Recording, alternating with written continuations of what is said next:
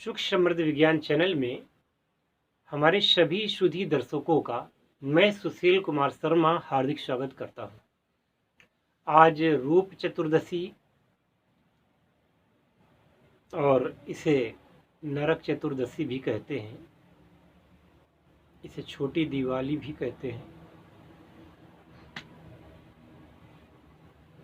कल दीपावली है और दीपावली की पूर्व संध्या पर मैं आप सभी को हार्दिक शुभकामनाएं व्यक्त करता हूं।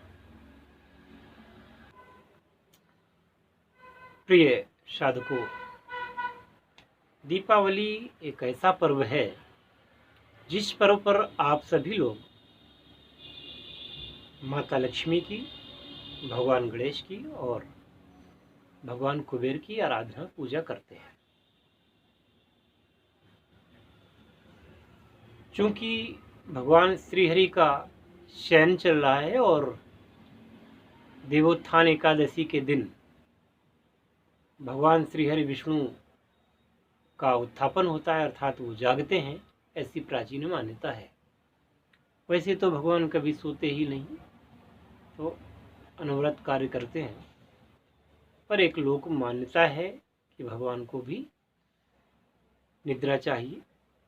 तो देवशयनी एकादशी से लेकर के और देव उत्थान देव एकादशी तक ऐसा माना जाता है कि श्रीहरि की निद्रा का काल होता है। खैर, तो इसलिए उस समय लक्ष्मी अपने पुत्र गणेश के साथ आती हैं और चूंकि अब माता लक्ष्मी आएंगी तो उनका कैशियर भी आना चाहिए, तो भगवान कुबेर भी आते हैं और आप लोगों की पूजा को स्वीकार करके आप लोगों को वरदान देते हैं, आप लोगों की मनोकामनाएं पूर्ण करते हैं। आप लोग मेरे कथन से हो सकता है बहुत सारे लोग असहमत हों, जबकि मैं पहले की वीडियो में बता चुका हूँ, ये जो गणेश भगवान है ये माता लक्ष्मी के पुत्र के रूप में है। उसमें ये कथा है कि एक बार माता लक्ष्मी ने गणेश जी पर रीझ करके उनके समान ही पुत्र पैदा करने के लिए भगवान श्री गणेश की साधना की थी, उनका जप किया था। तो भगवान श्री गणेश ने ये कहा कि हे माता, मेरे समान तो कोई दूसरा है नहीं, तो मैं ही आपका पुत्र बन जाता हूँ। और छोटे से बालक के रूप में छोटे से गणेश बन करके उनकी गोद में बैठ गए। उनका नाम माता ने पूर्णानंद रखा, पूर्णानंद गणेश हैं ये। बाद में जब उनकी पत्नियां रिद्धि सिद्धि आई, माता से प्रार्थना की, तब भगवान गणेश अपने मूल रूप में प्रकट हुए। इस प्रकार से ये माता लक्ष्मी के भी पुत्र माने जाते हैं और माता पार्वती के पुत्र तो हैं ही। तो आप सभी लोग भगवान गणेश, माता लक्ष्मी का आवाहन करें। तांत्रिक पद्धति से भी पूजा की जाती है, वैदिक पद्धति से भी की जाती है, जो जैसे कर पावे वैसे करे। इस वीडियो में मैं आप लोगों को साधारण जनमानस जैसे पूजा करता है, जो साधना के रूप में नहीं करते हैं, बता रहा हूँ। और यदि तांत्रिक रूप में करना चाहते हैं, साधना के रूप में करना चाहते हैं, उसके लिए दीक्षा की आवश्यकता होती है। जो गणेश पूजन, माँ लक्ष्मी का पूजन मैं बता रहा हूँ, वो अनपढ़ से अनपढ़ व्यक्ति भी कर सकते हैं। ज़्यादा जिनको जानकारी नहीं है वो कर सकते हैं। सर्वप्रथम तो आपको एक मंडल बनाना चाहिए। ये जो ज़्यादा होशियार और ज़्यादा बुद्धिमान साधक हैं, जिन लोगों को संस्कृत आती है, जो लोग करते हैं, वो लोग भी इसको कर सकते हैं, लेकिन शायद उनको अपने ज्ञान पर ज़्यादा घमंड होगा, वो तो ऐसे करेंगे नहीं। तो जनसाधारण के लिए, जो भी व्यक्ति मेरा वीडियो देख रहा है, माता लक्ष्मी की कृपा को प्राप्त करना चाहता है वह इस साधना को करे। मंडल माने चौक, गोबर से लीप करके। अब जहाँ जिनके यहाँ पक्की है फर्श तो वो साधारण पानी से धो करके फिर आटे से या चावल के आटे से या जौ के आटे से चौक पूर ले, जैसा भी आप लोगों को पूरना आता हो। गोल मंडल भी बनता है, चौकोर भी बनता है, कुछ लोग तिकोना भी बनाते हैं, तो माताओं के पूजन में तिकोना भी बनता है। कलश से स्थापन करें, मिट्टी का कलश हो वो भी उत्तम है, तांबे का कलश हो वो भी उत्तम है, जैसा मिले आप उसका प्रयोग करें।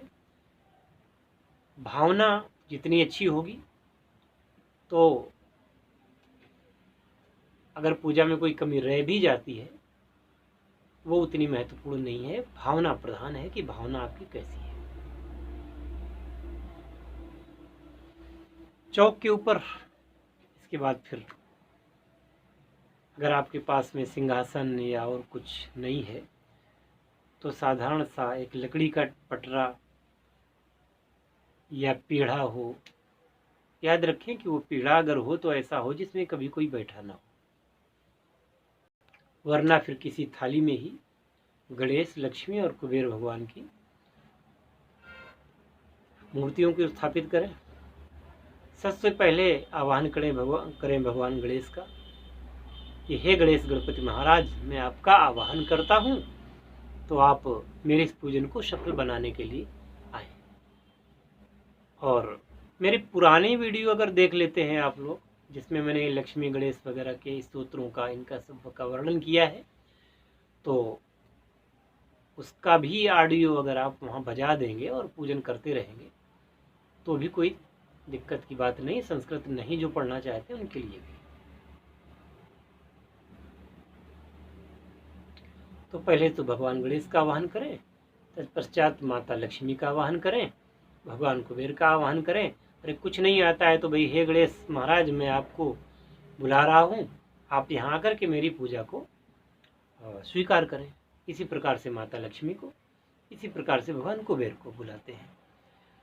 और इसके बाद में बड़े ही प्रेम से आप उनको दूध का, बर्फी का भोजन दें और मतलब प्रसाद चढ़ा दें। चरणामृत होगा वो भी चलेगा, पर गणेश पूजन में तुलसी नहीं चलती है। और माता लक्ष्मी चूँकि स्वयं तुलसी माता लक्ष्मी का ही स्वरूप है, इसलिए माता लक्ष्मी पर भी तुलसी नहीं चढ़ती है। तो तुलसी वहाँ हो, तुलसी दल हो या न हो, कोई फर्क नहीं पड़ता, लेकिन गणेश को तुलसी चढ़ाई नहीं जाती है, शिव को नहीं चढ़ाई जाती है। खील कुबेर जी को चढ़ानी चाहिए। आपके पास चीनी से बने हुए, शक्कर से बने हुए खिलौने गट्टे होंगे, उनको चढ़ाइए। पुष्पों की मालाएं सबको चढ़ाइए। बढ़िया सा शुद्ध देसी घी, अगर गाय का हो तो उत्तम है, वरना फिर भैंस का भी चलेगा, पर घर का बना हो तो बहुत उत्तम है। वरना किसी विश्वस्त जगह से घी ले, वो घी की आप अखंड ज्योति अगर रात भर चला सके तो बहुत उत्तम रहेगा, वरना पूजा के स्थान पर। इसके बाद में वहीं पर जो दियाली होती है मिट्टी की, उसको चारों तरफ रख के उसमें तेल भर के, किसी में घी भर करके आप वहाँ पे जलाएंगे। और जला करके वहाँ पे फूलों की वर्षा करते हुए कि हे धरती माँ प्रसन्न हो, हे लक्ष्मी माँ प्रसन्न हो, हे गणेश भगवान प्रसन्न हो, कुबेर महाराज प्रसन्न हो, ऐसे करके इसके बाद वहाँ चुपचाप बैठ करके आँख मूंद करके बैठ जाए और 2-3 मिनट उनका ध्यान करें। तत्पश्चात इतना ध्यान रखें कि अपनी पत्नी को, क्योंकि पत्नी भी आपकी लक्ष्मी की स्वरूपा ही है, माता लक्ष्मी का, अगर माता लक्ष्मी का पूजन करते हैं तो उस दिन आप अपनी पत्नी को नई साड़ी, नए कपड़े दे सकते हैं और पत्नी के हाथ में भी आपको कुछ न कुछ दक्षिणा देनी है। जिनकी शादी हो गई वो पति पत्नी मिल करके पूजन करें, और होगा अच्छा कि गांठ बांध करके पूजन करें। अगर पति पत्नी पास नहीं है तो आजकल का तो अच्छा ज़माना है कि वीडियो कॉलिंग लगा दें, साथ ही पूजन करें। और इसके बाद में घर के लोगों को सब लोग मिल करके करें। इसके बाद 108 बार लक्ष्मी जी के किसी भी मंत्र को, जो भी आपको आता हो ना आता हो, तो उसमें केवल आप माता लक्ष्मी के नाम से घी और गुड़, अगर ज़्यादा कुछ आपके पास नहीं तो घी गुड़ से 108 आहुतियाँ दे दें। ओम लक्ष्मी स्वाहा करके 108 आहुतियाँ दे दें। और यदि हवन सामग्री हो तो अति उत्तम है। इसके बाद में आप सभी लोग दीपक सब जगह जलाएं, हर जगह, कुछ पूजा स्थान पर, कुछ आपके जो कुल देवता हों, पितर हों, उनके नाम से भी आप दीपक लगा सकते हैं। अपने गुरु के नाम पर भी दीपक लगा सकते हैं। यदि आपके गुरु जीवित हैं, पास नहीं है तो लगा सकते हैं, या मृत हो गए हैं तो भी आप उनके नाम से दीपक लगा सकते हैं। आपके जो और भी इष्ट कोई देवी देवता हैं उनके नाम पर भी दीपक लगा सकते हैं। तुलसी माता में दीपक जरूर लगाएं। और तत्पश्चात इतना ध्यान रखें कि दीपावली के जो मूर्तियां हैं इनका कभी विसर्जन नहीं करना। साल भर बाद आप नई मूर्तियां लाते हैं, पुरानी को विसर्जित कर देते हैं, ऐसा नहीं करना चाहिए। इनकी पूजा होते रहना चाहिए। पूजा ना हो तो कहीं एक स्थान पे रख दें, विसर्जित ना ही करें तो उत्तम होगा, क्योंकि लक्ष्मी का विसर्जन नहीं किया जाता। और भगवान श्री गणेश शुभता के प्रतीक हैं, तो उनका भी विसर्जन नहीं किया जाता। इसके बाद में नित्य प्रति आपको इनकी पूजा करनी है, और जितना सात्विक मन से, जितना अच्छे मन से आप इनकी पूजा करेंगे, उतना ही इनसे आपको बल और लाभ प्राप्त होगा, धन प्राप्त होगा। तो कोई ये जो मैंने बताया, कोई ऐसा नहीं बताया है कि आप ना कर सकें। इसमें कोई ज़्यादा जटिल विधि विधान भी नहीं है। तो आप ज़रूर इसको करें और अपने जीवन में शुभता प्राप्त करें, माता लक्ष्मी की कृपा प्राप्त करें। और मेरा तो यही मानना है कि आपके जीवन में शुभता आवे। और संकल्प लें आज के दिन, ये आज के बाद मतलब दीपावली के दिन से ही संकल्प ले लें कि आप